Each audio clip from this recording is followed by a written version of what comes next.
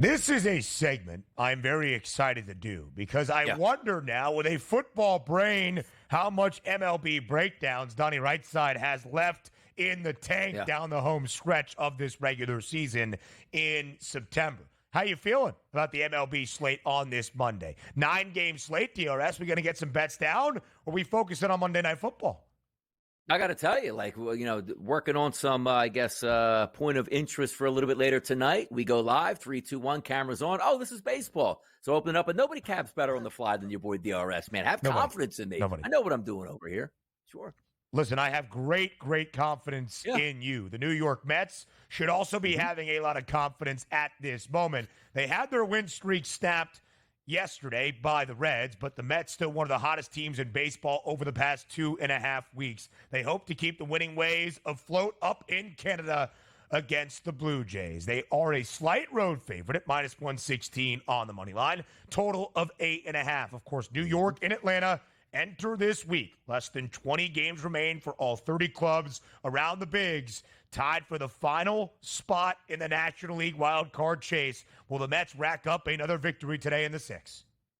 They should rack up another victory, but you know what else is going to get racked up? Runs in this game. That 8.5, I'm already going to be rooting for that over. You take a look at the offense tonight going up against Paul Blackburn, expected to be the starter of the New York Mets. He struggled. His last 58 batters that he's faced over the past 30 days, a 226 ISO power number against and a weighted on base percentage of 437. If you take into just totality of the season against right-handed batters whom he's faced 157 times, an ISO of 234 and a weighted on base percentage of 389. Let's just look at that lineup we anticipate tonight for the Blue Jays. If we go just about right-handed pitching over the past month and we remove Alejandro Kirk, the catcher, who's a right-handed batter, every single one of those batters, Ben, above average ISO, above average weighted on base percentages. Now let's flip it over to the New York Mets going up against Chris Bassett. Not a great pitcher by any stretch. He has been very, very good, though, against right-handed batters, both the last 30 days, Ben, and for the full season. If we do line up him just against left-handed batters, take a look at this. His last 55 that he's faced, a 362 ISO and a 531 weighted on base percentage. So the apple of your eye from the Big Apple, that should be left-handed batters. Lindor, Nimmo, Winker, they should be there. But if you said, Donnie, just give me one batter you would take for the Mets here, it's got to be Francisco Lindor, having a sensational season and crushing right-handed pitching. So I do think we get a total tonight. Even look at the temperatures up in the 6 tonight, 65 degrees here. Might even have to close that dome and turn the heat on tonight for the boys.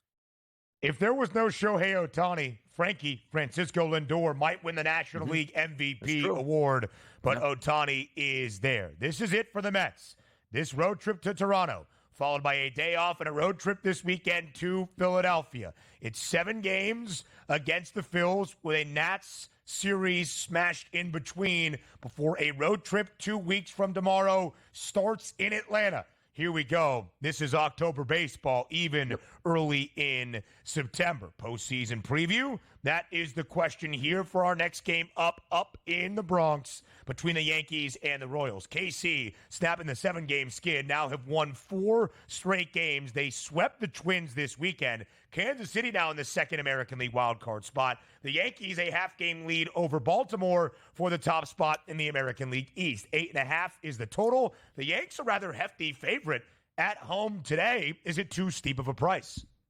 It is a very steep price here for Carlos Rodon, but if you're saying to yourself, maybe you're not willing to take the Kansas City Royals, figure they can get a win at Yankee Stadium, just focus on some RBI props. Why is that? Carlos Rodon has struggled on the season against right-handed batters. Sometimes lefty pitchers do that. Now, it hasn't been bad. On the season itself, 528. How about that? Batters he's faced from the right-hand side, a 211 ISO and a 332 weighted on base percentage. It actually gets slightly better over the past 30 days, but if you look in the middle of that order for the Royals, that's Bobby Witt, that's Salvador Perez, and Paul DeJong.